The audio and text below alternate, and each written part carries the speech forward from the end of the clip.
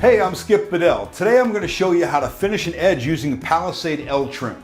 An L-Trim is one of 3 types of trims offered to match the Palisade tile finishes. L-Trims are used to cover existing exposed tiles. Like the letter L, they're designed with one edge longer than the other. For example, in this project we want to finish off the edge that includes the old tile that we're not removing and the new Palisade tiles that are going over it. The extra length of this trim will work well in this situation. After you measure and cut the trim to the desired length, dispense a thin bead of adhesive to the substrate side, and then dispense a thin bead of sealant to the Palisade side of the trim. Now press the trim into place. If the trim doesn't stay in place, you can use some masking or painter's tape to hold it into place until the adhesive dries.